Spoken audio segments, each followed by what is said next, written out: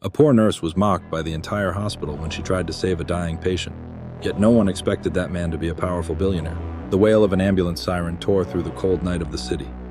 Red lights flickered against the gray hospital walls, trembling like flames in a storm. The emergency doors burst open and a team of medics pushed in a stretcher. On it lay a man unconscious, his face pale, his breath shallow. The monitor beeped in broken, faltering intervals, each sound a fragile thread holding on to life. Inside the duty room, the dim neon light cast hollow shadows across the face of a young nurse. Her eyes were ringed with red veins swollen from endless sleepless nights. Sweat clung to her white uniform, damp and cold against her skin. She had just finished a 16-hour shift, but one urgent call had dragged her back. Her body begged for rest, but her heart refused. The door slammed open. A colleague shouted, "Male patient around 50, blood pressure crashing, breathing stopping. Where's the doctor?" White coats rushed in, but the air was heavy. A tall, gaunt senior doctor pushed up his glasses, skimmed the chart, and waved dismissively. His voice cut like ice. No hope. Admitting him is a waste of a bed. A man like this, let him go. The room froze. The ragged thump of the patient's failing heart echoed through the silence, blending with the rain pounding the tin roof. The poor nurse bit her lip until it bled. Her chest hammered. In her mind, she heard her mother's hacking cough in their crumbling home. Her younger brother's voice.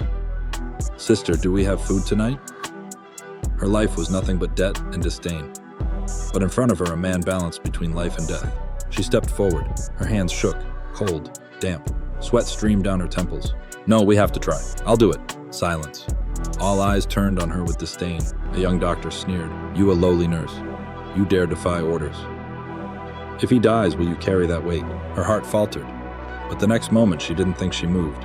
Her palms pressed against the man's chest. Compress. 1, 2, 3. Bones cracked beneath the force. Her jaw clenched, tears spilling down her face. The monitor flickered, a faint wave, then flat again. The machine screamed a long, merciless tone. "Stop, it's useless." The senior doctor's voice was cold final. She lifted her head. Her eyes blazed through exhaustion. "No, he's still alive. I can feel it. I won't give up." No one answered. They folded their arms, watching, waiting for her failure. The fluorescent light flickered above, stretching her shadow across the blood-stained tiles. The rhythm of chest compressions collided with the rain, with the tick of the clock. In that moment, the world shrank to just her and the dying man. Her breath came ragged, her arms numb, trembling. Sweat and tears mixed into a bitter salt. She bent low, filling his lungs with her fragile breath. Once, twice, 3 times. Suddenly the monitor flashed. A beat. Weak, but there. Then another. Still broken, but not gone. The room hushed. Someone whispered, stunned, "How?" But then his heart plummeted again. The line went flat. Her hands tightened. Blood trickled from her palms where her nails dug too deep. She refused to stop. "Don't you dare quit. You have to live." Outside, lightning ripped across the sky, illuminating her tear-streaked face. A small, frail figure standing alone against the cold indifference around her. No one knew. No one believed. But she heard it just for a fleeting instant, a faint breath forced out from the man's chest. And that was the moment of destiny. The spark that would ignite a story no one could have imagined. It was late at night. The city still glowed, but not for those living at the very bottom. Towering skyscrapers, glittered bars pulsed with music and laughter. Yet across town, the road leading to the hospital lay deserted, silent, but for the steady fall of rain on rusted tin roofs and the flicker of a dying streetlight. Inside a cramped duty room, the paint peeled from the walls. The stench of disinfectant mixed with the damp mildew of old curtains. A lone figure sat quietly at a scratched wooden desk, the young nurse. Her hair was tied hastily, stray strands clinging to her sweat-soaked forehead. Her face was pale, her eyes swollen from lack of sleep. The dark circles etched deep like stains that would never wash away. Her name was Lon, 26 years old. A contract nurse with a meager salary, always assigned the longest shifts because she had no one to protect her. She came from a poor village. Her father had died young in a work accident, leaving behind nothing but crushing debt. Her mother was gravely ill, bound to weekly dialysis treatments. Her younger brother was still in school, shy and obedient, but weighed down by shame. Every burden of life pressed onto Lon's narrow shoulders. She hadn't chosen nursing for the money. She chose it because of a memory. When her father lay dying in a hospital bed, an old nurse had once taken little Lon's hand and whispered, "Saving lives is the noblest calling. No matter how poor you are, never let go of your compassion." Those words became the single flame that carried her here. Lan's rented room was tucked inside a damp, narrow alley. Mold crept up the walls, the ceiling so low she had to stoop to hang clothes. Her brother's desk was pushed against a broken window where the wind never stopped rushing in. Dinner was often nothing more than boiled eggs and a thin vegetable broth. And yet there was always a jar of wildflowers on the table picked by Lan from the roadside, a fragile touch of color in a bleak world. That night, after a 16-hour shift, Lan dragged her aching body home. She had barely set her bag down when her phone rang, an urgent call. The hospital was short-staffed. She was needed again. Her mother's weary eyes darkened with worry. She coughed, voice hoarse. "You just got home. You haven't even eaten." Lan forced a smile, squeezing her mother's shoulder. "I'm fine. I'll be back soon." Her brother hurried over, pressing a cold lunchbox into her hand. "Please eat, sis. Don't skip again." Lan clutched his thin fingers tightly, then turned away. Her small figure disappeared into the icy rain. The hospital at night was nothing like the day. Gone were the noisy crowds, the hurried footsteps. Only long corridors remained, their flickering fluorescent lights casting harsh shadows. Rubber soles echoed hollowly against the cold tile. The air itself seemed heavy, thick with silence. Lan changed quickly into her uniform. The sharp smell of bleach clung to her skin, burning her throat, making her cough. Colleagues passed by with indifferent glances. They were used to it, this young nurse always being called in, always handed the hardest shifts. Then the emergency room shuddered as sirens screamed outside. A critical case. Lan rushed to the doors. A stretcher was wheeled in at speed. On it lay a middle-aged man, his face ashen, lips turning blue, veins bulging at his neck. A streak of dried blood stained his expensive shirt. Doctors murmured as they passed, "Looks like a heart attack. He won't make it. Look at that pulse." The chief doctor frowned, tossed the chart aside, and waved his hand. His tone was cold, sharp. "Take him to the waiting area. Don't waste our time." The words dropped like ice. No one argued. Eyes turned away. Indifference filled the room. For a moment, Lan couldn't breathe under the weight of its cruelty. She looked at the man. She didn't know him, whether he was rich or poor, powerful or invisible. But on that pale face and that trembling chest, there was still life. And she could not walk away. Lan stepped forward. Her tired eyes burned with a quiet fire. She spoke firmly. "I'll save him. Even if it's just 1% chance, we have to try. We have to." The room went silent. A young doctor sneered. "You a nurse? What do you know? You'll risk everything for nothing." Lan's fingers dug into her palms so hard they drew blood. But she didn't step back. The rain outside grew heavier. The monitor let out its long, flat, merciless tone. Lan moved closer, placing her hands firmly on the man's chest. Her heart raced. The sterile fluorescent room became an arena. One poor nurse against prejudice, against apathy. She closed her eyes, drew in a deep breath, and began. Outside, lightning split the night sky. The hospital shook with thunder. And there she was, this frail young woman leaning over an unmoving body, her trembling hands pressing life back into him. It looked like a scene straight from a film. No one believed she could succeed. No one thought a poor nurse could change anything. But in that moment, fate began to turn. And the strange, unexpected story started right there. The night rain still tapped steadily against the hospital roof. But inside the emergency ward, the air hung thick with silence. Lan stood panting, sweat dripping onto the blood-streaked white tiles. The monitor had flickered with one faint heartbeat, then collapsed again into a cold, flat line. The chief doctor glanced back, lips curling into a bitter smirk. "See, I told you. Useless." His footsteps echoed down the dark corridor, fading into the distance. The others drifted away one by one, leaving Lan hunched over her trembling hands, still etched with the bloody marks of her own fingernails. The only sounds left were her ragged breaths and the rain outside. By dawn, the hospital corridor glowed under harsh fluorescent light. Lan sat slumped against the wall, her eyes bloodshot hair tangled around her shoulders. A colleague strode past, muttering coldly. "Playing hero, huh? Let's see how long you last." Her heart clenched, but in her eyes a stubborn flame still burned. The next day, the hospital conference room. The air was leaden, suffocating. Thick files sat piled high on the long table. The chief doctor rapped his pen sharply, his gaze drilling into Lan. "Do you even realize the consequences of what you did? You disobeyed orders, endangered the patient. We'll file a disciplinary report. If you ever dare repeat this, don't expect to stay." Lan stood alone beneath a sea of disdainful eyes, her hands clasped together tightly. Her voice trembled. I just believed he still had a chance. I couldn't walk away." Cold laughter burst from the far end of the room. "A chance? Who do you think you are, a doctor? You're just a lowly nurse. Don't presume to lecture us." The sound cut into her like a blade. Lan bit her lip until blood welled, but she said nothing. That evening, back at the tiny rented room, she found her mother coughing violently on the bed. Her younger brother anxiously handed her a thin envelope. They sent another bill. If we don't pay this month, they'll cut off the power and water. Lan clutched the envelope tight. Inside were sheets of paper, cold numbers staring back like a sentence. The room smelled of cough medicine and damp air. Outside, the rain kept beating against the door. She sat down, wrapping her arms around her mother's frail frame. Her mother's hand was thin, trembling. Her hoarse voice whispered, maybe you should quit. Find something easier. Stop breaking yourself like this. Lan buried her face against her mother's shoulder, tears burning hot. But in her heart, she knew quitting meant betraying the promise her father's memory had left her. The next morning, another shift. Her white uniform was worn thin, the collar yellowed from sweat and disinfectant. She stepped into the long corridor, cold fluorescent light pouring down on her. Colleagues brushed past without a greeting, without even a glance.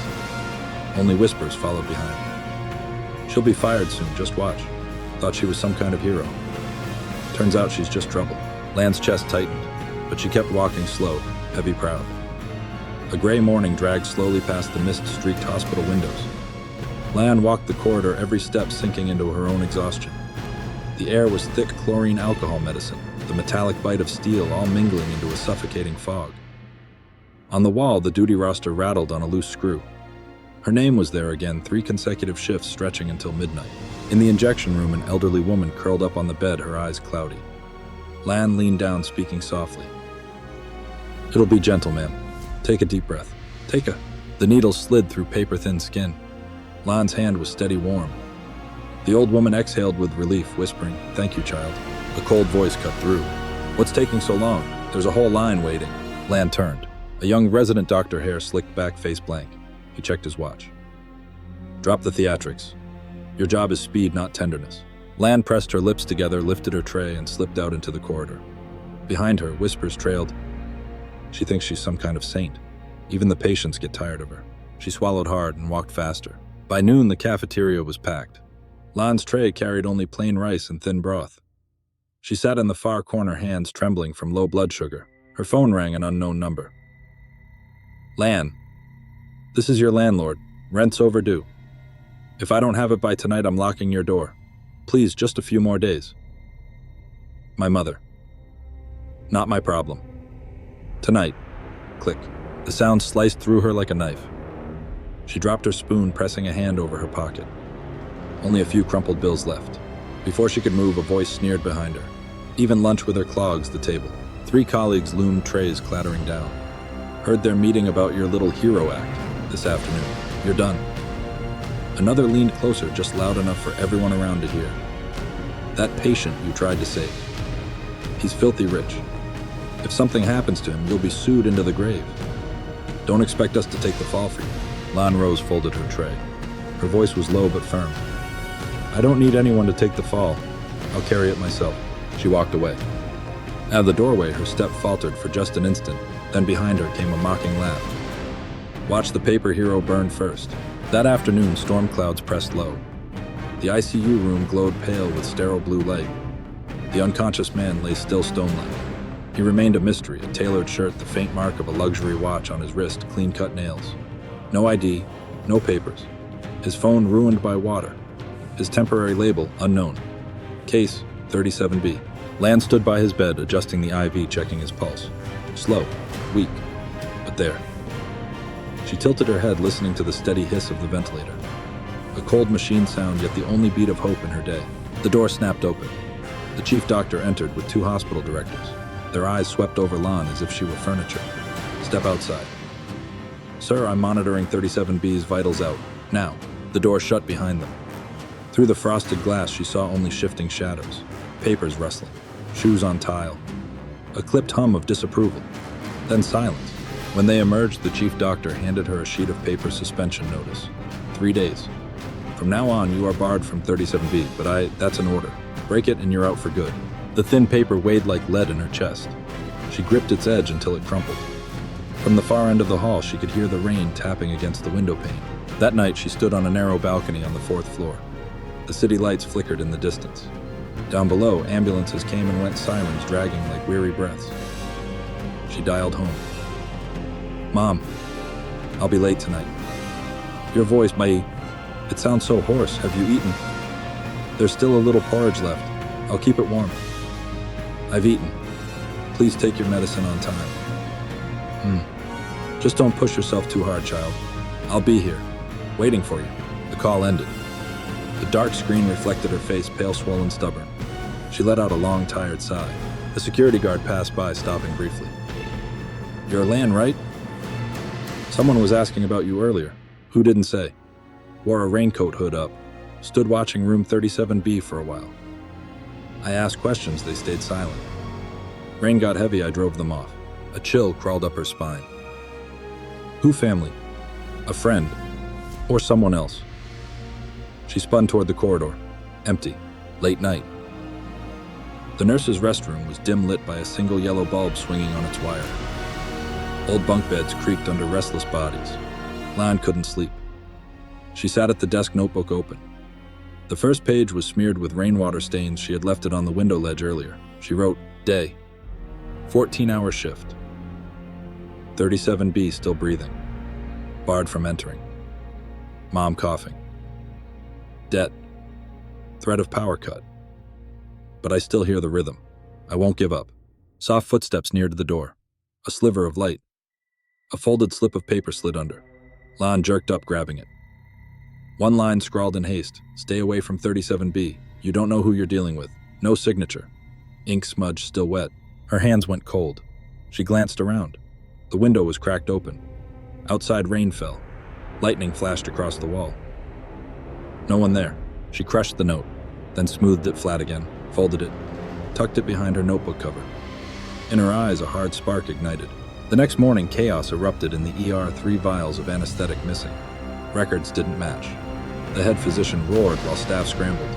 Suspicion sliced through the room like spotlights. Nurse Lan, you were on night shift? Yes. Did you log the meds?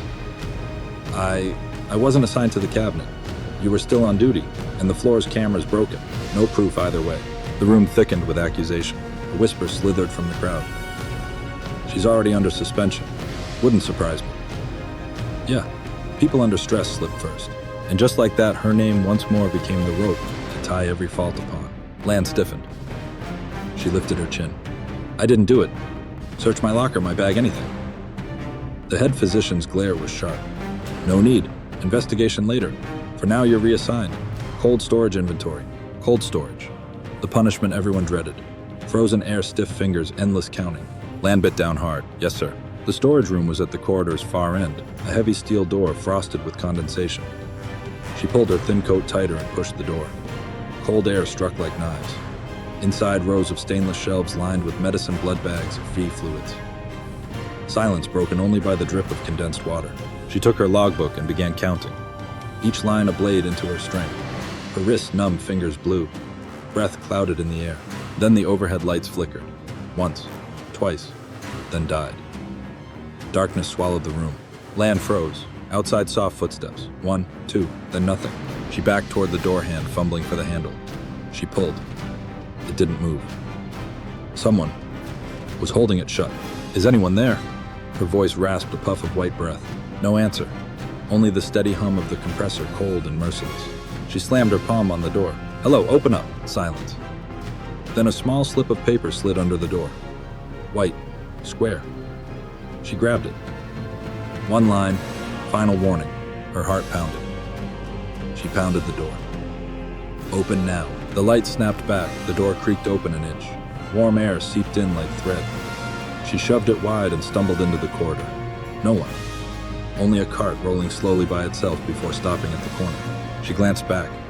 A smear of moisture shaped like a handprint clung to the cold steel door. She touched it. Just water. Yet it chilled her bones.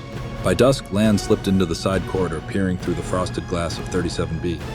The man still lay motionless, but a shadow moved, setting something on the bedside table. She pressed closer, but the figure vanished out the side exit. She ran around, yanked open the door. Empty. Only the object left behind, a silver tie clip, finely engraved. Inside, initials carved AV. Beneath it, a note in blue ink, return this to him. Lan stared at the clip. She hesitated, then slipped it into her pocket, intending to report it later. But as she turned, the monitor quickened. Not alarm. Rhythm. Clear. Fast. She froze. Her own heart beat with the sound. The man's lips trembled. His eyelids fluttered faintly. A longer breath. She leaned close. Can you hear me? No reply. But the pulse at his neck struck stronger, half a beat more. Lan spun toward the door. The chief doctor stood there, arms folded. His gaze dropped to her pocket, the bulge of the tie clip. His lips curved into a faint smile. Not warm, not kind, a smile like a blade that knew too much. Lan swallowed, stepping back. The monitor still beeped faster. She reached for the alarm bell when half the corridor lights died. Darkness spilled across his face, splitting it in two, half lit, half shadow, that thin smile still carved sharp. Lan's hand pressed against her chest, the tie clip pressing back through her uniform. She knew then she wasn't the only one watching 37B. Others were. And they didn't want her anywhere near the truth. At that very moment, the monitor in 37B shrieked, long piercing. Not death, but a dangerous irregularity. Lan lunged for the door, but before she could push it, a hand brushed hers from behind. Light, precise, a warning. She spun around. No one. Only the smell of rain drifting in through a cracked window, and 4 faint wet footprints, leading back toward the emergency stairwell. Lan steadied her breath, gripped the handle again, and as the door swung open, a low, gravelly voice rose from the darkest corner of the hall, barely audible. For her ears alone. Stay out of this, nurse.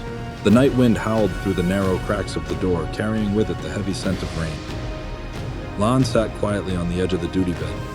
Her uniform was frayed at the sleeves, soaked with sweat and the sting of disinfectant. She had just endured a day that crushed her from all sides, cold storage, disciplinary notes, eyes that watched her every move.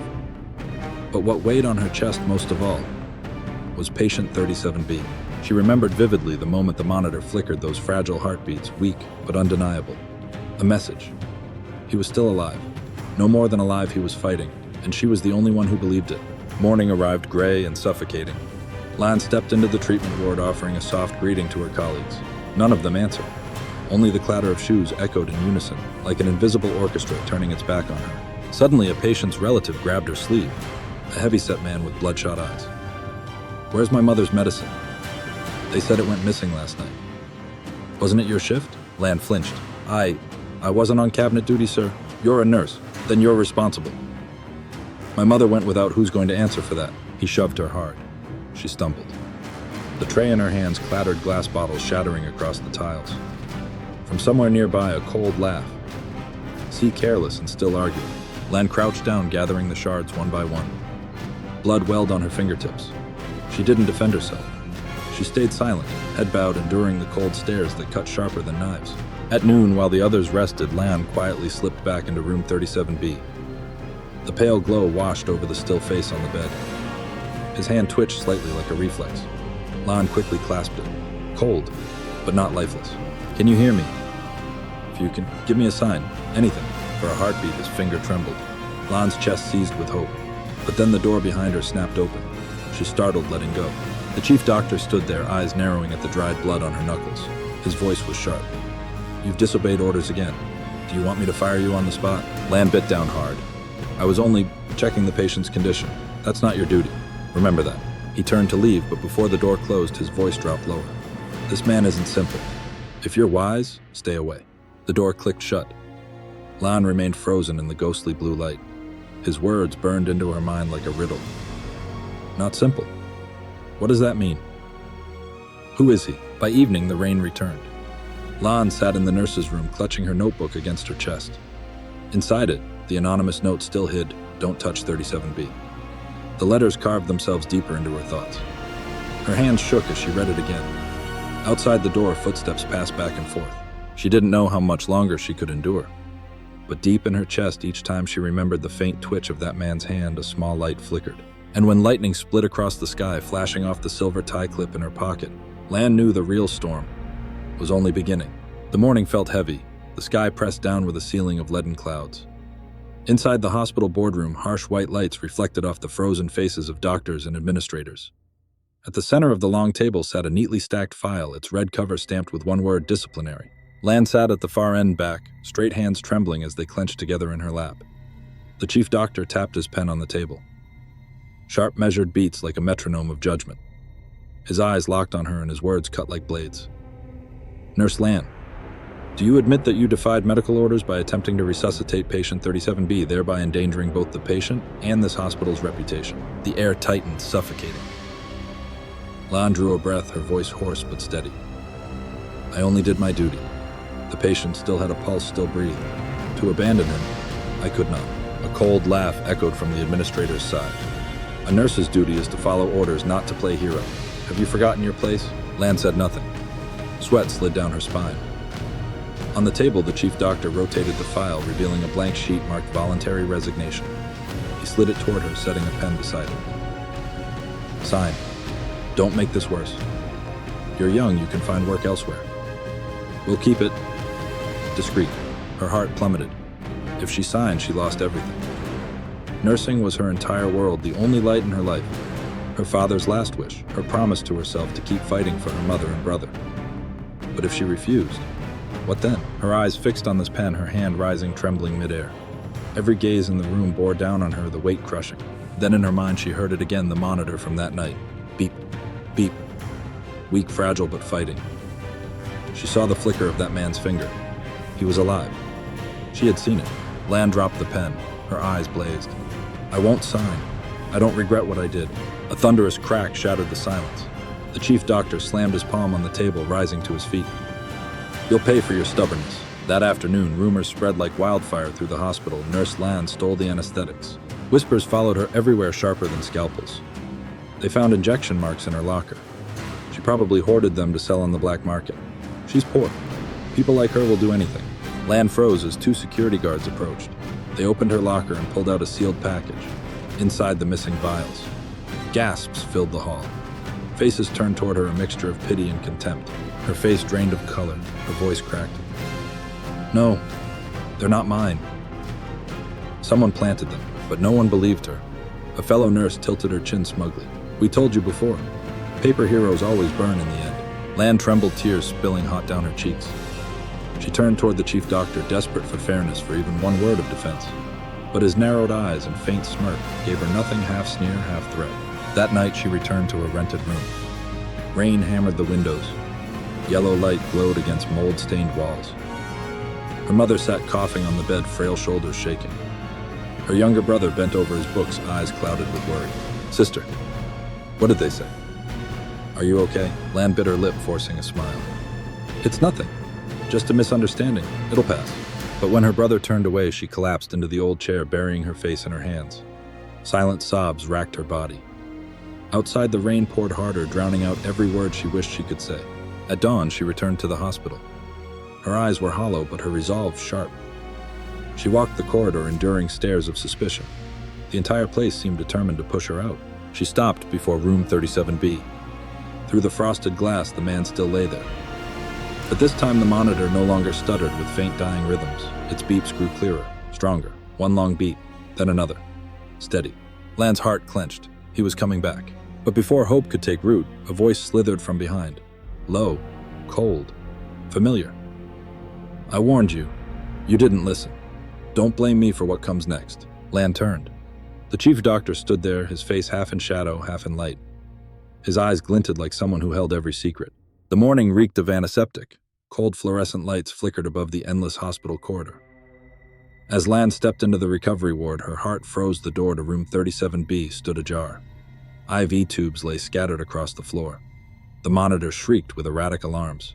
On the bed, the man convulsed faintly, his face paler than ever. The green lines on the screen danced wildly, rapid one moment, faltering the next. Outside, no one. No doctors, no nurses, only Lan. She lunged forward, pulse racing. No, don't give up. Please don't give up. Her trembling hands seized the IV line, fumbling to reconnect it. Sweat poured down her temples, but just then she glimpsed a shadow in the hallway. Someone stood watching for a second, then vanished. Before she could react, the door flung wide. The chief doctor stormed in with two nurses at his heels. Their eyes locked on Lan. What are you doing here? Who gave you permission? Lan turned, panicked. The alarms went off. No one was here. I had to... You dared intervene again. He ripped her hands away from the patient, his voice thundering like a storm. How many times must I tell you, you have no right? Lan stumbled, crashing to the floor. A syringe rolled free. One nurse snatched it up, her eyes narrowing as she looked from the syringe to Lan. This is proof enough. She was tampering. Lan's face went white. No, that's not mine. Someone planted it. Her plea was drowned by the chief doctor's cold laugh. You think a poor nurse like you can stand against this system? You're nothing but a pawn. And pawns are disposable. By afternoon, the sky wept again. Rain streaked the hospital windows. In the break room, Lan sat alone, her face buried in her hands. Accusations pounded in her head like funeral bells. Images of her sick mother, her brother bent over his unfinished schoolwork, their damp, crumbling home all swirled like a storm ready to swallow her whole. Beyond the door, colleagues whispered, "She'll be fired for sure." Good thing we stayed clear. A nurse who defies orders. She dug her own grave. Tears streamed down her cheeks, dripping onto her notebook. The ink of her own words blurred. 37B. Still has a heartbeat. She clutched the notebook tight against her chest. In the darkness, one flame refused to die, even if the world turned its back. She would not turn her back on that struggling life. Night. The hospital corridor was deathly still. The clock struck 2 a.m. Lan crept back to room 37B. Blue light washed over the man's motionless face. The monitor ticked weakly. Beep, beep. Steady but fragile. She sat by his bed, gently wrapping her cold hands around his. "You have to live. If you live, it means I was never wrong." Suddenly, the monitor spiked. A long, strong beat, then dropped. Alarms blared shrill and unrelenting. Lan froze, her chest hammering. She sprang up to call for help, but behind her, the lock clicked. Someone had sealed the door from the outside. She yanked the handle. Nothing. The footsteps faded down the hall. She turned back. The patient's body convulsed violently. Overhead lights flickered shadows jittering across the walls. Lan threw herself forward, pressing compressions into his chest, tears blurring her sight. And in the chaos and the alarms and the flashing lights, she heard it. A sound. Faint, broken, but real, a groan escaped his lips. Lan froze, tears falling onto his hand. Her heart clenched. He was fighting. He wanted to live. And she, alone, desperate, had no choice but to fight with him. Room 37B shook with the fury of alarms. Red lights flashed in rapid bursts, washing over Lan's pale face. She bent low, pressing chest compressions again and again. Sweat mixed with tears dripping onto the man's chest. "You have to live. I beg you. Don't give up." Each push tore through her frail body. Her arms burned, her lungs seared, but she didn't stop. The monitor spiked erratically, the green line trembling before collapsing toward flat silence. The whole room felt as though it was plunging into an abyss. Suddenly, a sharp click at the door. The lock turned. The door burst open. The chief doctor stormed in with 2 security guards. Their eyes blazed as they saw Lan hunched over the patient. "She's sabotaging him. Restrain her." Rough hands seized her shoulders, wrenching her away.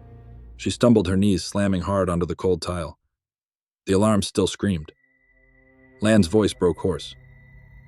"No, he's still breathing. I can feel it," but no one listened. The guards pinned her to the floor.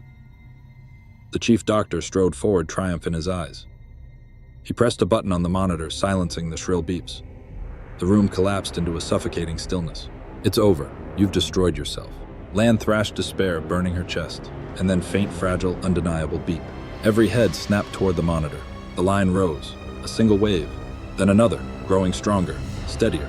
On the bed, the man's lips twitched. A long, desperate breath escaped his lungs. Lan froze, tears spilling freely, her heart clenched tight. He had not let go. The room held its breath. The chief doctor stood rooted, his face blanching. The guard's grip slackened. Lan tore free, rushing back to the bedside, seizing the patient's hand in both of hers. "Can you hear me? If you can, please, open your eyes." His eyelids quivered. Then slowly they cracked open just enough to reveal the dark depths of his gaze. Lan broke down, sobbing, her whole body trembling. "You've come back." Behind her, the chief doctor's fists clenched so hard his nails dug into flesh. His eyes burned fear and fury, warring in their depths. He turned sharply, disappearing into the long, shadowed corridor. Lan remained by the bed, gripping the man's hand as if anchoring him to life. Her heart pounded, a single question echoing louder with each beat. Who is this man? The dim light of the hospital room washed over the unmoving face. Lan sat close by the bed, her eyes heavy with exhaustion, yet wide open, waiting, hoping for any sign. The monitor kept its steady rhythm, beep, beep, beep. Suddenly his fingers twitched. Lan jolted, clutching tighter. A faint groan escaped his cracked lips. Then his eyelids flickered, slow, heavy, reluctant. "Can you hear me?" Lan's voice broke, trembling with hope and fear. His eyes cracked open, just a sliver enough for the pale blue light to catch them. A long breath escaped his chest. His ribcage lifted and fell, fragile but real. The entire room seemed to hold its breath. Lan burst into tears, half joy, half terror. The nights of struggle, the fragile beats she had clung to, they had answered back. He was alive. He was truly alive. He was... The door flew open. The night shift doctor froze in the doorway, clipboard crashing to the floor. My God, he's waking up. The room exploded with noise. Hurried footsteps, shouted orders, the clash of metal instruments. Flashlights swept across the patient's pale skin as nurses and doctors surged inside. The air grew thick with urgency. Lan was pushed back toward the wall, but in the chaos, the patient's weary, clouded gaze locked on hers. Just for an instant. As if he knew. As if he recognized the hand that had held his through the darkness. She stood frozen, her heart pounding like thunder. By morning, the hospital buzzed with shock. Patient 37B is awake. A case written off as hopeless, a man abandoned by so many alive again. But what unsettled everyone more than his return was the mystery of his identity. Who was he? Why had he been treated so strangely? And why, just as his eyes first opened, did unfamiliar figures appear outside the hospital gates? Lan sat quietly in the nurse's room, her heart still trembling with each memory of the night. She didn't yet realize the storm was only beginning. That morning, the hospital, so accustomed to the smell of antiseptic and the moans of patients, shook with an unfamiliar sound, the low, heavy roar of engines. The glass panes quivered as sleek black cars rolled to a stop at the gates. Doors opened and men in dark suits stepped out, earpieces glinting, their movements sharp, deliberate. Security rushed forward only to freeze at the flash of polished metal badges. One cold look was enough. No one dared intervene. The men dispersed in silence, lining the corridors that led straight to the ICU. Rumors spread like wildfire. Who are they, bodyguards? I heard there are lawyers with them too. Could the patient be someone powerful? Lan caught the whispers as she walked the hallway. Her chest tightened. She thought of the silver tie clip still hidden in her pocket, engraved with the initials AV. That tiny object now felt like a dangerous piece of a puzzle. By noon, the ICU had become forbidden ground.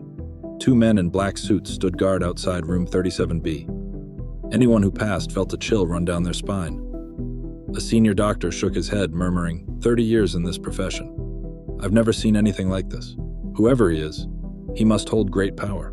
In the nurses' lounge, the whispers turned sharper. Lan's lucky she caught the attention of important people. Or maybe she's hiding something. Ever notice? From the moment he came in, she's always been at his side. What if she already knew him? The words cut into Lan like blades. She clenched her fist, forcing down the tremor in her body. That afternoon, as she stepped out of the supply room, a shadow blocked her path. One of the bodyguards, tall, stern. His gaze swept her from head to toe before he spoke in a low, steady tone. Are you Nurse Lan? She nodded, breath quickening. He's awake, and he wants to see you, alone. The words hit like stones. He wants to see me. The guard gave no further explanation, only gestured toward the end of the hall. The door of 37B stood slightly ajar, pale blue light spilling into the corridor like a streak of destiny. Lan walked forward, each step pounding in rhythm with her racing heart. Questions crowded her mind. Who is he? Why me? Why even the chief doctor is silent in the face of these men? Her hand touched the doorknob. Ice cold. The door creaked open. Inside, the man lay awake, eyes clouded yet piercing, fixed directly on her. His voice rasped, weak but deliberate. You're the one who saved me. Lan's throat tightened. Words caught in her chest. Outside, the bodyguard closed the door. The room sank into silence. Only two people remained. And the greatest secret was about to be revealed. The sterile white room echoed only with the steady hiss of the ventilator and the rhythmic beeps of the monitor. Lan stood, frozen hands clenched together, her heart pounding in her chest. On the bed, the man slowly turned his head. His gaze, once clouded, sharpened, as if engraving her image into memory. His lips parted. His voice, though frail, carried with startling clarity, You didn't abandon me. Lan's throat tightened. She couldn't find words. She only bowed her head, gripping her hands tighter. The man raised a trembling hand, searching for something. Lan instinctively caught it. The faint green light caught on his ring finger, where a golden band gleamed, carved with an intricate commanding symbol. Not an ordinary ring. It radiated weight power, the gravity of a seal. The door burst open. Two men in black suits entered, followed by a lawyer clutching a thick folder. The lawyer bowed his head toward the patient, his voice low and respectful. Sir, the stock transfer documents have been executed as you instructed. The board of directors awaits your word. Lan's breath caught. Stock transfer board of directors. Who was this man? The chief doctor strode in behind them, trying to mask his unease, but his eyes betrayed him, flicking toward the ring. His face drained of color, sweat shining on his temple. You really are. His voice faltered, trembling. The patient ignored him. Slowly, he turned his gaze back to Lan. His eyes, dry yet blazing, locked on hers. My name is Adrian Voss. Lan's mind went blank. The name struck like thunder. Adrian Voss, the name plastered across headlines for decades. The titan of a global empire. Master of skyscrapers, banks, energy firms. A billionaire whose wealth defied numbers, whose nod could shake entire markets. Her lips quivered. The man she had fought to save the man everyone else had given up on was one of the most powerful men in the nation. Outside, the echo of heavy boots thundered through the halls. Bodyguards lined the ICU entrance statues in black suits. Through the frosted glass, the blurred silhouettes of reporters loomed. Somehow the secret was already leaking. Inside, the chief doctor lowered his head, jaw clenched tight, his hands pale from pressure. Administrators glanced at their phones, faces turning ashen as messages arrived. The air was thick, electric. Lan stood chest heaving. Adrian Voss fixed his gaze on her, and before everyone his trembling hand reached out, clasping hers firmly. Gasps filled the room. Lan swayed, overwhelmed. The weak warmth of his grip carried the weight of a mountain. Adrian's voice rasped low, yet cutting like steel. "You are my savior, and no one will ever touch you." Lan froze. The room sank into stunned silence. Outside, camera flashes burst like lightning. The first wave of reporters surged toward the ward, and in that moment the entire hospital was about to erupt. Room 37B had become a pressure chamber. The air was heavy with antiseptic and cold sweat. Every eye in the room fixed on one thing: the frail yet commanding hand of Adrian Voss clasping Lan's. The chief doctor broke the silence first. He cleared his throat, voice shaky, though he strained for composure. "Mr. Voss, you need rest. Your health is still fragile." The crowd outside, "Please allow us to handle this discreetly." Lan glanced sideways. His face was taut, temples beaded with sweat. The arrogance and icy superiority he once carried had evaporated, replaced with fear. But Adrian only tilted his lips into a faint smile. His gaze never left Lan. "Without her, I'd be dead." The words sliced through the silence. Hospital executives froze. Some lowered their eyes, others exchanged panicked glances. Moments later, a crisis meeting convened upstairs. Curtains drawn tight, guards posted at the door. "This cannot leak. If the press learns this hospital abandoned a patient, Adrian Voss of all people, our reputation is destroyed. We're finished." "But he's awake." He said it himself in front of the nurse. The chief doctor slammed his fist on the table, voice sharp as a blade. "Then silence her. She's nothing but a poor nurse. Who will believe her over us? A few lines of disciplinary action terminate her and it's over. No one will side with a penniless girl against this hospital." The room wavered in uneasy silence. No one objected. That night, the nurse's dormitory was dim shadows bleeding into peeling walls. Lan sat alone, notebook in hand. She had just finished scribbling a line when the door creaked open. The chief doctor stepped inside. Under the jaundiced light, his shadow sprawled across the wall. "Nurse Lan." She shot to her feet, tense. He stepped closer, voice low and gravelly. "You're clever. But clever girls burn out fast. You think one word from Voss will protect you forever. The moment he leaves, you'll be nothing but a disgraced nurse. Poverty will still be your cage." Lan trembled but didn't retreat. "I don't need protection. I just followed my conscience." He narrowed his eyes, lips curling coldly. "Conscience doesn't pay for dialysis. Conscience won't keep your little brother in school. This is my last offer, sign. The resignation papers, walk away. Keep your silence. If not, don't expect mercy." He set down a crimson folder on the desk, then turned, his footsteps echoing like nails down stone. Lan stood paralyzed, her heartbeat wild in her chest. By morning, chaos erupted outside the hospital gates. The roar of engines, the strobing flash of cameras, reporters shouting questions, police cruisers forming barriers to hold back the surging crowd. Inside, Adrian Voss lay, calmer eyes tired yet clear. When Lan stepped in, he tilted his head toward her. "They're pressuring you, aren't they?" She didn't answer, but the shimmer in her eyes spoke volumes. Adrian closed his eyes briefly, then let out a faint, steady laugh.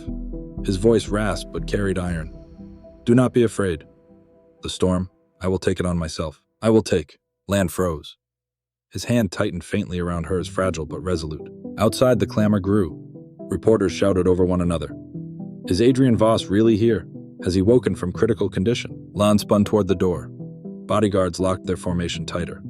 And she knew within minutes the secret would no longer be a secret. The door slammed open again. A nurse stumbled in, pale as chalk. "Lan, the press has broken through the first floor. They're coming up here now." Lan whipped around. Adrian Voss's eyes opened, calm, unwavering. He spoke slowly, each word deliberate. "Let them in. The world deserves the truth." Lan's chest constricted. It felt like the world was about to explode around her. And in that instant, the pounding of feet thundered down the corridor. The door to room 37B shuddered seconds away from being flung open. The thunder of footsteps grew louder. Down the corridor, the hall blazed with flashing cameras, bursts of light ricocheting off the ceiling. Voices rose above the din, fists pounding against the door. "Mr. Voss, are you truly here? Please confirm Adrian Voss. Are you alive? The door burst open. A wave of reporters surged inside, cameras lifted, microphones thrust forward. Flash after flash carved sharp white scars across the sterile walls of room 37B. Adrian Voss lay, pale but resolute, eyes calm, commanding. Slowly, he raised his bandaged hand, pushing against the bed as if to rise. Security moved to steady him, but he waved them back. The air froze. Every camera locked on him. 1 second, 2. Then in a voice ragged but thunderous, "Yes, I am Adrian Voss, and I am alive." The room detonated. Cameras popped like gunfire. Shouts erupted. "Who saved you? Why was your condition hidden from the public?" Adrian's gaze swept the crowd, piercing despite his frailty. Then he stopped on Lan. At once, every lens swung toward her. With a trembling hand, Adrian reached out, gripping hers in front of the world. Her. His voice cut through the chaos, low, steady, unshakable. "Without this nurse, I would not be here today." The air fractured. A tidal wave of shock swept across the room. All cameras whirred toward Lan. Flashes burst like lightning, bathing her worn uniform, her tear-brimmed eyes in relentless white glare. Lan stumbled back, trembling. Her heart raced wildly. Voices crashed in relentless, "What's your name? Did you know who he was when you saved him? How does it feel to rescue one of the most powerful billionaires in the world?" The flashes seared her vision. Her breath caught. Inside her ears, all she could hear was the furious pounding of her own heart. At the edge of the room, the chief doctor stood paralyzed, color drained from his face, sweat streaming down his temple. He edged back, but too late. A reporter's voice sliced the air. "Is it true you ordered his care to be abandoned?" Every camera pivoted. The light struck him like floodlamps. He stammered, retreating another step, trapped in the blaze of truth. Lan's chest tightened as she watched the chaos unfold. She had never imagined being hurled into the eye of such a storm. Then Adrian spoke again, his rasp heavy with defiance, his eyes blazing. "The world deserves to know the truth. I was left to die. And only one defied them all to keep me alive." He tightened his grip on Lan's hand. The weight of his words filled the room. The cameras exploded in a storm of light. And in that instant, Lan Por exhausted her uniform. Frayed her eyes, rimmed with tears, became the image dominating every screen. But in the crowd, a pair of cold eyes gleamed. The chief doctor's jaw clenched, his whisper seething into a colleague's ear. "She thinks she's safe now. This game is far from over." Lan felt the weight of his stare, sharp, icy, like the tip of a blade pressed to her back. Her pulse faltered. She knew it, the storm was only gathering strength. Chaos swallowed the hospital floor. Reporters shoved forward microphones, raised cameras darting from every angle. Security fought to push them back, but the flashes kept exploding, each burst slicing through the suffocating air. Lan stood frozen. Adrian Voss's trembling yet unyielding hand gripped hers like a shield, holding her against the storm of questions and piercing stares. "What's your name?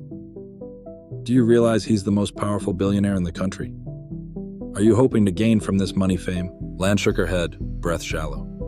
The glare of the lights blurred her vision.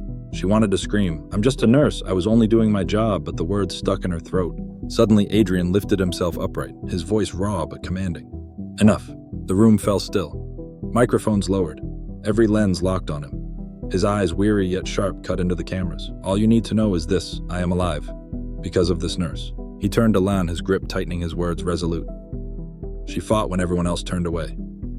She is the reason I'm here." The press erupted. Flashes fired like lightning. The name Lan ricocheted through the room like a chant. In the corner, the hospital board sat pale-faced. One muttered to the chief doctor, "If this gets out, we're finished." The chief doctor's jaw clenched, eyes narrowing with venom. "No, there's still a way." Outside, the crowd swelled. News vans parked at the gates, cameras streaming live. A bodyguard leaned toward Adrian's lawyer. "The media won't leave. They want a public statement." The lawyer stepped forward, bowing slightly. "Mr. Voss, unless you speak, they won't back down. Shall I handle it, or—" Adrian closed his eyes, inhaled, then opened them with a steady fire. "There will be a press conference. Right here." The lawyer froze.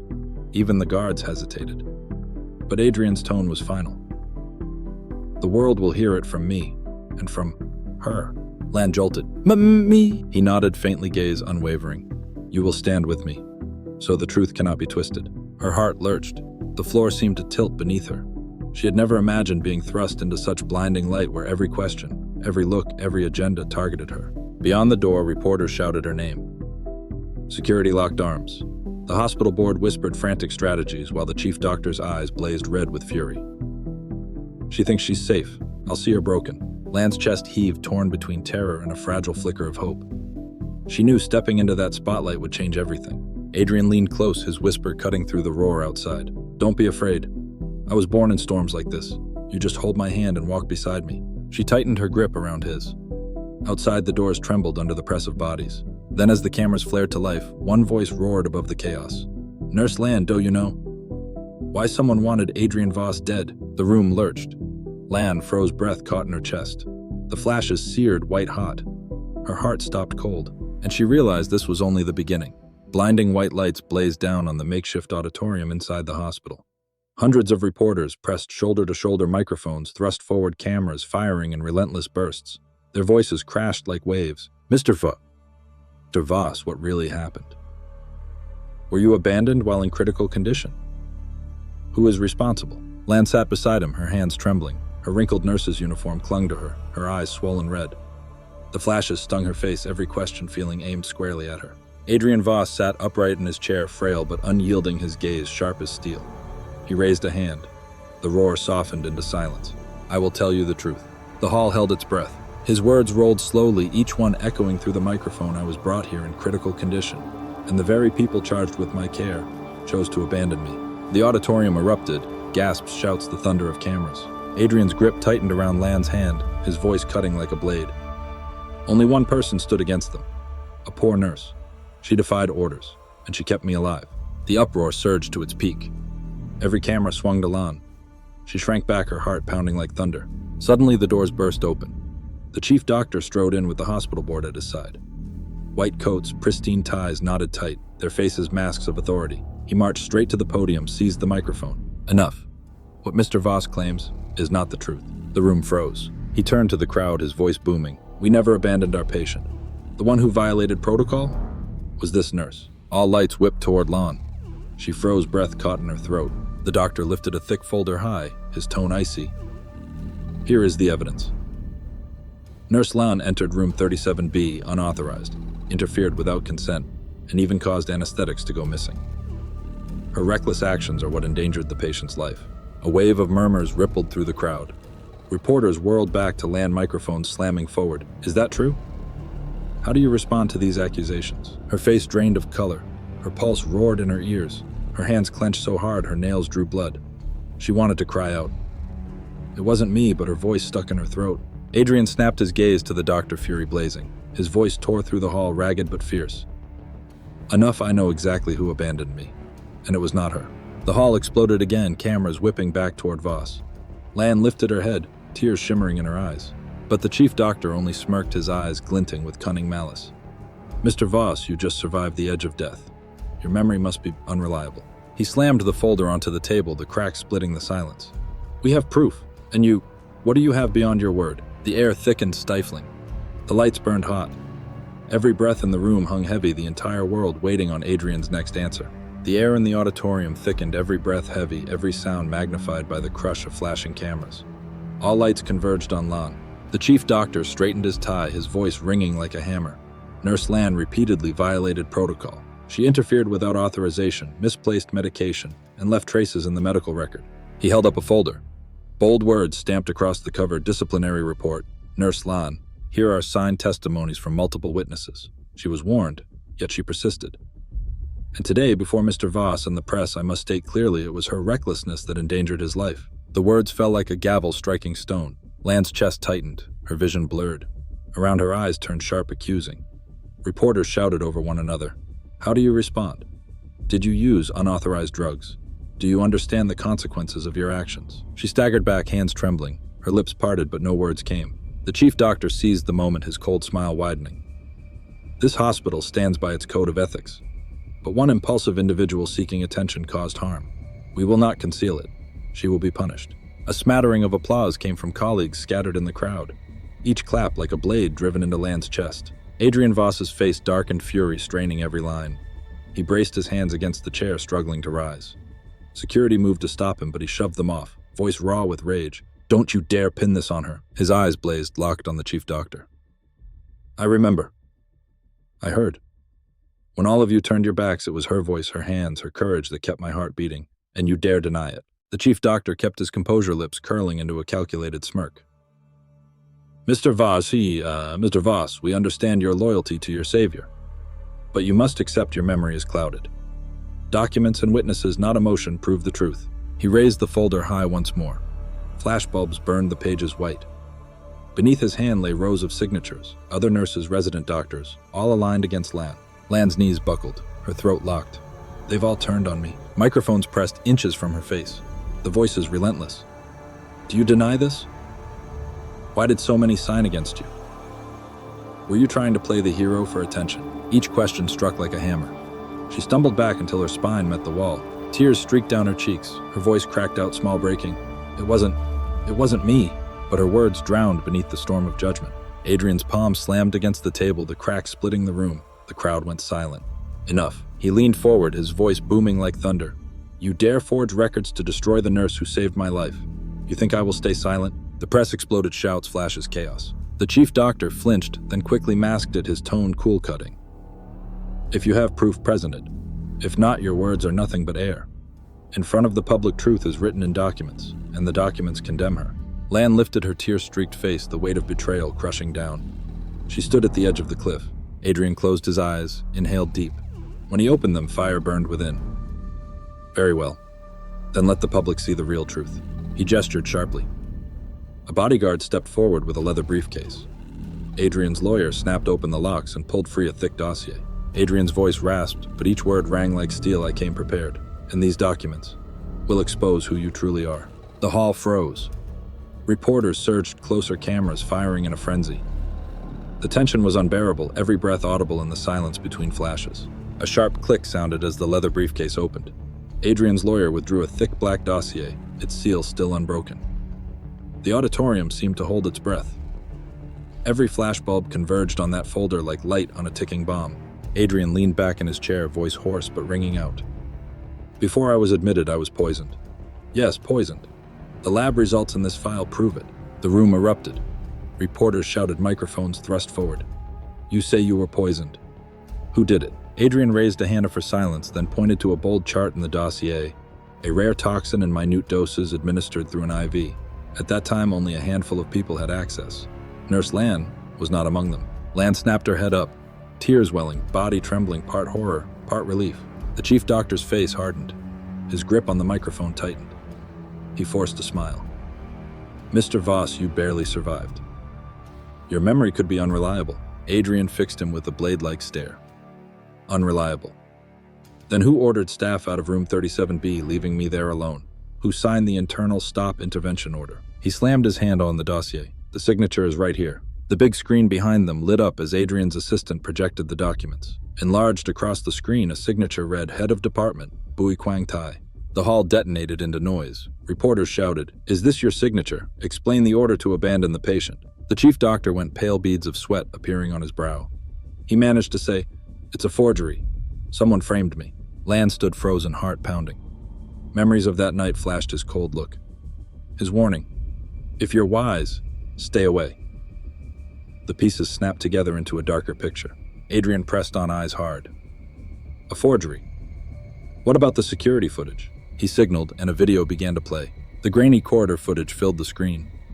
Under the hospital's dim lights, the chief doctor appeared talking quietly with another nurse, then signing a paper at the nurse's station. The camera captured it all. The auditorium fell silent. Lan pressed a hand over her mouth. Her heart leaped.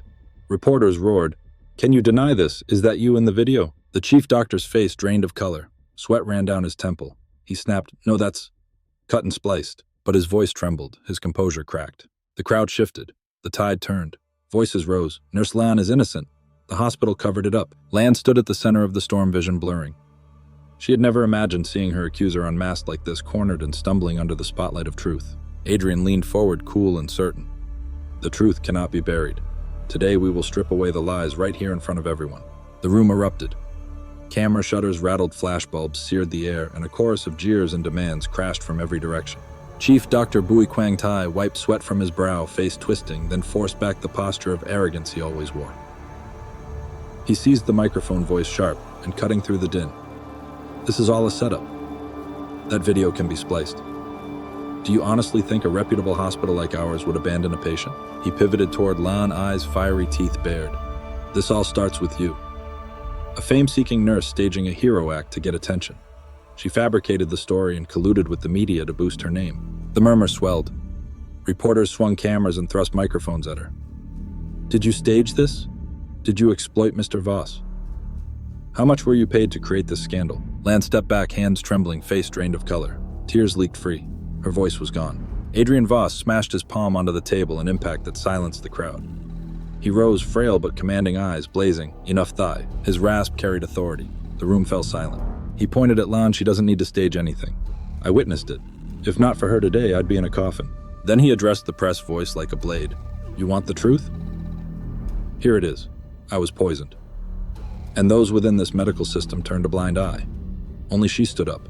The hall detonated into chaos. Microphones and cameras shoved forward at once toward Adrian, toward Lan, and toward the chief doctor.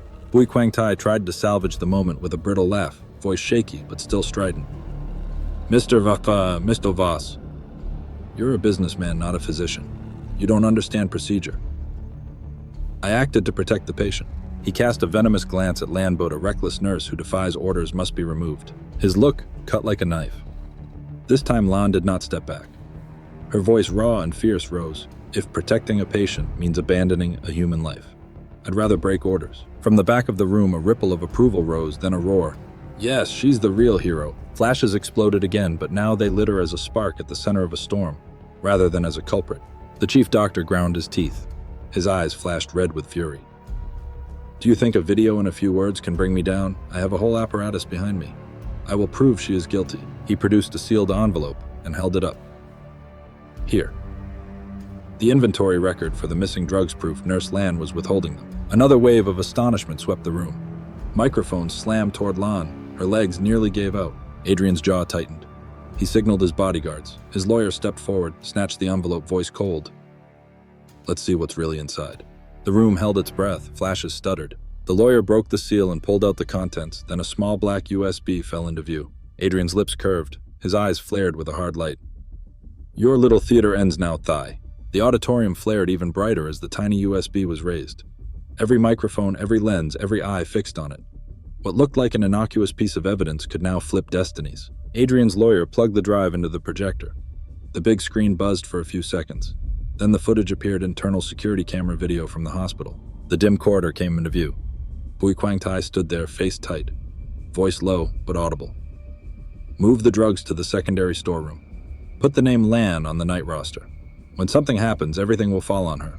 Lan sat frozen. Her lips trembled. Her heart hammered in her ears. The voice on the tape continued, and patient 37B, stop all interventions. Just a few hours.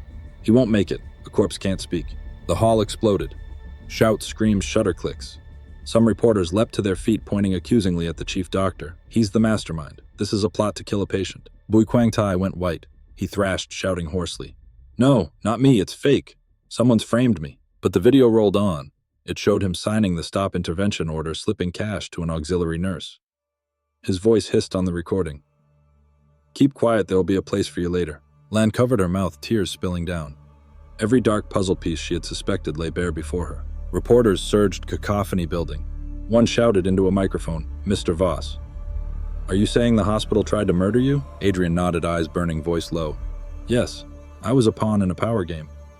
Nurse Lan broke that plan. He turned to Lan, squeezing her hand, and said slowly, Today the truth is exposed. You didn't just save me, you unmasked a crime. Applause and cries of Lan Lan erupted. The auditorium felt like it would combust. In the chaos, Bui Kwang-tai lunged for the mic. Security blocked him. He thrashed, eyes bloodshot, screaming, You think a cheap video can bring me down? I have backers. You'll all pay. His threat blared through the microphones and ricocheted across the hall. The crowd roared. Reporters furiously scribbled. A tide of outrage swelled. Lan staggered back, chest heaving, heart racing. She had never imagined a poor nurse being the living witness to such a crime. Adrian's grip tightened, voice steel, Thigh, your game is over. Justice will not look the other way. Outside, police sirens wailed. Red and blue lights strobed across the windows. Footsteps pounded closer. Inside, reporters demanded Dr. Thigh. How do you explain this? Mr. Voss, will you hand this evidence to the police? The doors burst open. 2 police officers entered, faces grim. One held up an arrest warrant, voice cold as iron. Mr. Bui Kwang-tai, you are under arrest for intentionally endangering a patient's life and forging medical records. The room detonated. Camera flashes stuttered like gunfire. Lan stood motionless, vision blurring with tears. In that instant, she locked eyes with Thai, his look, a red-rimmed blade of hatred. As the handcuffs closed and officers hauled him away, he snarled, you'll regret this." Chaos swallowed the auditorium. Reporters shouted, camera shutters rattled like hail, police boots thundered against the tile. In the eye of the storm, Bui Quang Tai writhed in the officer's grip, face-flushed eyes blazing. "Do you think you can bring me down?" he screamed, his voice raw. "I have backers, I'll be back. And when I am, everyone will pay, especially you, you filthy little nurse, you." His glare drilled into Lan like a blade. Her whole body trembled, but Adrian's hand tightened around hers, firm, unyielding. "No one will touch her." Adrian growled into the microphone, his voice low and commanding. The room erupted in cheers. Reporters shouted. Flashbulbs exploded in a strobe of light. Officers hauled Thai out. He strained, turning his head to hiss through clenched teeth. "This game, Da Shui, is not over." The threat hung in the air, cold and hollow. Lan stood, frozen eyes wet. For a moment, she felt the shadow of that promise stretch over her life. Then Adrian rose, unsteady but resolute. He braced a hand on the table, weariness on his face, but his eyes burned bright. "Hear me." He faced the press, his tone steel. "This woman saved me when everyone else turned away. She will never bow to any power. I, Adrian Voss, will protect her with every ounce of my strength." Thunderous applause filled the hall. Some reporters leapt to their feet, chanting Lan's name. Lan sat motionless. Hot tears spilled down her cheeks, not of fear now, but of release. After so many days of oppression and humiliation, she was finally recognized before the whole world. Flashbulbs popped like fireworks. Live feeds carried the image far and wide, a poor nurse holding the hand of a powerful billionaire standing at the center of a storm of justice. Headlines exploded across social media. Billionaire Adrian Voss. Saved by poor nurse, alleged assassination plot foiled. Chief doctor arrested at hospital. Millions watched. Lan met Adrian's eyes. He gave a small nod and whispered, "Just for her. Half the storm is past. From now on, you won't be alone." She bit her lip and squeezed his hand. The camera lights washed over them both. But beneath the cheers and lenses, the cold threat still echoed, "The game is not over." She shivered, her heart hammered again. Light reflected in her eyes, bright and fierce. Yet beyond that glare, shadow still waited, patient, dangerous, unresolved. The hospital slowly settled after the storm of chaos. The once silent corridors now echoed with the hurried footsteps of reporters leaving their animated chatter trailing endlessly behind them. Lan sat alone in the break room, clutching her small notebook to her chest. The neon light cast a pale glow over her weary face, her eyes still swollen from days of tears. Outside, the world was chanting her name. Inside, she felt only emptiness and trembling. The door swung open. Adrian Voss entered, leaning lightly on his bodyguard's arm. He was still weak, yet his eyes burned bright. He looked at her and smiled faintly. "You've done what even the strongest among us would never dare." Lan lowered her head, her voice unsteady. "I only followed my conscience, but this is all too big. I'm afraid I can't carry it." Adrian stepped closer, his aged but steady hand resting on her shoulder. "No one carries it alone, and from now on you won't have to." Lan lifted her gaze. His eyes were deep, filled with trust. She bit her lip, tears welling again. Yet this time they weren't bitter. They were tears of release. The next day, news flooded every national and international broadcast. The image of a poor nurse standing beside one of the world's most powerful billionaires appeared on hundreds of television channels. The silent hero, the woman who defied the system to save a life. Headlines covered every front page. Social media erupted. Thousands of comments poured in praising her name with awe. Lan sat quietly staring at the cracked screen of her old phone, her hands trembling. Her younger brother sat beside her, eyes shining. "Sis, you're my hero." Her mother smiled faintly from the bed, eyes glistening with tears. Her frail hand trembled as she held Lan's. "Your father would be so proud." Lan collapsed into her mother's embrace, tears streaming onto the pillow. The tiny damp room suddenly glowed, lit, not by lamps or sunlight, but by a faith they had never known before. That morning, the first rays of sunlight after days of rain streamed through the dust-streaked hospital windows. The main lobby was packed with people. No longer whispers of scorn and mockery, now there were stares of curiosity, admiration, and even regret. Lan walked slowly across the tiled floor, her worn white shoes clicking softly with each step. She wore her faded nurse's uniform once more, but this time the light reflected off the fabric, making it shine brighter than ever. The colleagues who had once turned their backs now stepped aside in silence. A young nurse bowed her head, mumbling, "I'm sorry. That day I signed the report against you. I was afraid of losing my job." Lan froze. Her chest tightened, but then she nodded gently. "You were a victim too.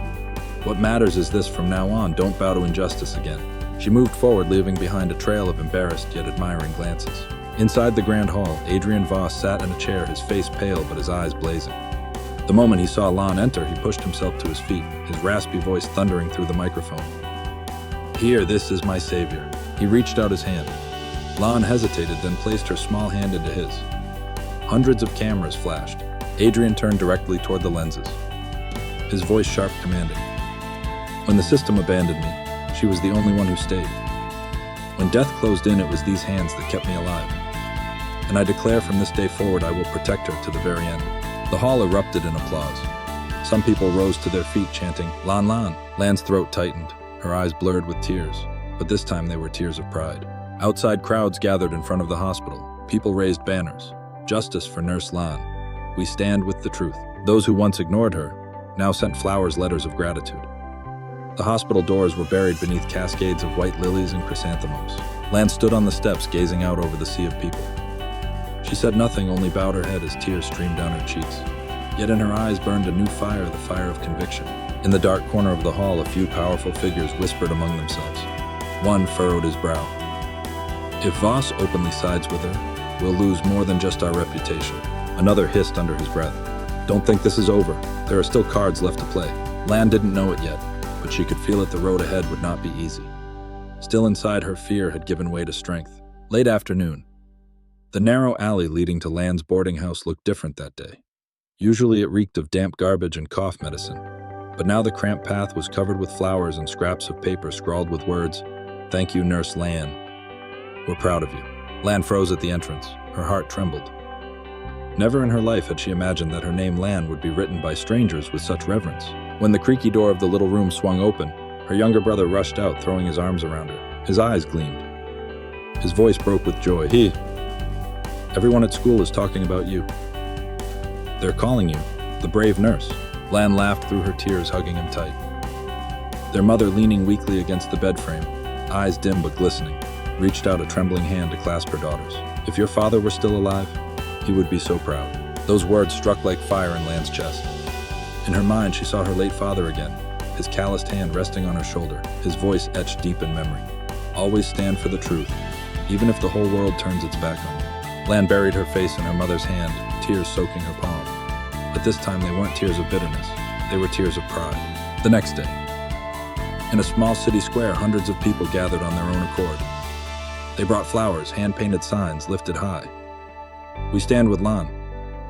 One person can make a difference." Lan stepped onto a makeshift wooden platform. The golden sunlight bathed her face, making her eyes glisten. She looked out over the sea of people, her chest swelling with emotion. "I am just a poor nurse," she began, her voice trembling but clear. "I am not powerful. I am not strong. But I believe a human life cannot be weighed, bargained, or abandoned." The crowd fell silent, every gaze fixed on her. "If there is one thing I can do, it's to never leave anyone behind. No matter how poor, no matter how weak, every life deserves to be saved." Thunderous applause erupted, rolling like a storm. Some wept openly, clutching each other in the swell of feeling. Lan bowed her head. Tears streamed down her cheeks, but her eyes burned with light.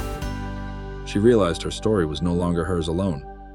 It had become a spark, igniting thousands of hearts, hungry for hope. In the shadows behind the stage, Adrian Voss watched silently. A faint smile tugged at his lips, his weary eyes glowing with pride. His lawyer leaned close and whispered, "Do you intend to tell her about that?" Adrian nodded slowly. "Yes, it's time to open a new door for her life." Night fell. The city glittered with light skyscrapers shining like colossal lighthouses piercing the darkness. In the quiet of his spacious hospital room, Adrian sat by the window, his face gaunt, but his eyes still burning bright. Lan entered, a patient file tucked in her arms.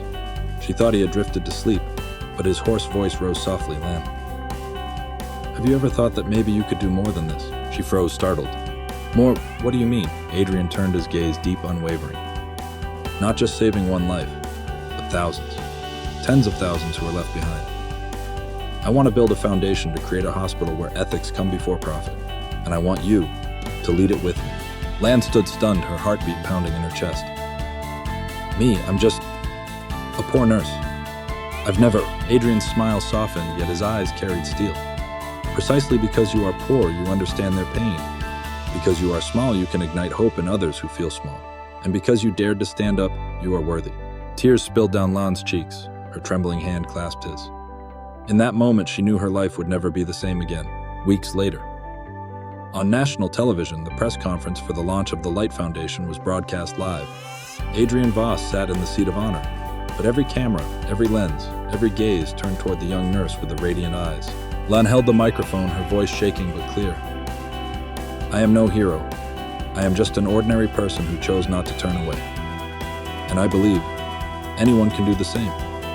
One hand reaching out, one heart with courage, that alone can change the world." Thunderous applause shook the hall. Cheers erupted. That image spread across screens worldwide, becoming a beacon of hope for millions. Late that night, Lan returned to her tiny boarding room, now overflowing with flowers and letters of gratitude. Her younger brother beamed with pride. Her mother's eyes glistened with joy.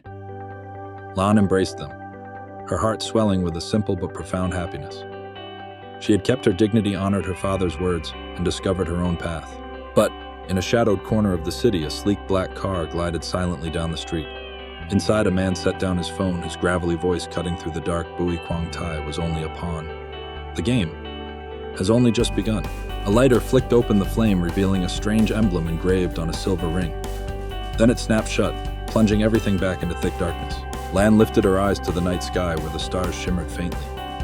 She didn't know how many shadows lay waiting ahead, but she knew one thing: from this day forward, she would never back down. The light reflected in her eyes like a silent promise. The screen slowly fades to black. The roar of the media, the cheers of the crowd outside the hospital square, all dissolve into silence. Only the sound of a lone piano remains soft and steady, like a heartbeat returning after the storm. The frame shifts to a small room lit by a single golden lamp. Lan sits quietly, holding her younger brother and her mother's frail hand. On the table, white flowers still glisten with dew, and handwritten letters lie stacked, trembling yet filled with love. The camera moves closer. In Lan's eyes shines something never seen before: faith. She lifts her gaze toward the window where the night sky is scattered with stars. A warm, steady voiceover begins. A poor nurse, one small hand. But she dared to do what an entire system tried to bury. And in that moment, the world changed. The camera pans slowly across the crowd, ordinary people, eyes ablaze, hands clapping in unison. This story reminds us: courage does not need power. Dignity does not need wealth. It only needs a heart strong enough to stand unbowed before the darkness. The piano fades. A single drum beat echoes deep and steady like the heartbeat of the audience. And you, if you stood where Lan once stood, would you step forward when everyone else turned away? Would you dare to say no, even knowing the price might fall upon you? Silence. The camera holds on Lan's face, her eyes glistening, her lips forming a gentle smile. Leave your thoughts in the comments. Share this story so the flame of courage never dies. And if you want to hear more stories of humanity and hope, don't forget to subscribe. The light narrows, leaving only a circle illuminating three faces: Lan, her mother, and her brother, fragile yet shining bright. Because sometimes, one small act is enough to change the entire world. The music soars, the screen fades. The channel logo appears, carried by a final whisper. The game is not over.